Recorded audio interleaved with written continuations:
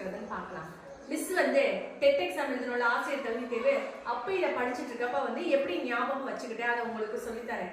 ஏன்னா இதை படிச்சிருவோம். இப்ப குறிஞ்சிங்கிறது மலையும் மலை சார்ந்த இடமும், முல்லை காடும் காடு சார்ந்த இடமும் நல்லா படிச்சிருவோம். கொஞ்ச நேரம் வச்சு பார்த்தோம்னா ஐயோ குறிஞ்சி காடும் காடு சார்ந்த இடமா மலையும் மலை சார்ந்த இடமான்னு கொஞ்சம் கன்ஃபியூஸ் ஆகும்.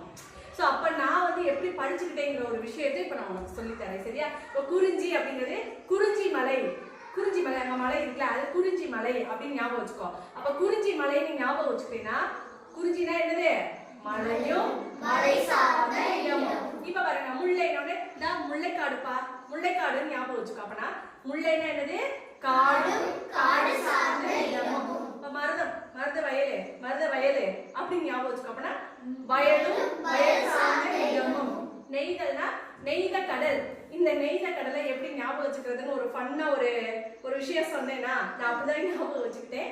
நெய்த கடல், கடலும் கடல் சார்ந்த இடமும். பாலை as usual, பாலைவனம்னாலே மண்ணு தான் இருக்கும். அப்ப மணலும் மணல் சார்ந்த இடமும். இதை எப்படி ஞாபகம் வச்சுக்கணும்னா குறிஞ்சி மலை, முல்லைக்காடு, மருத வயல், நெய்த கடல், பாலை மணல்.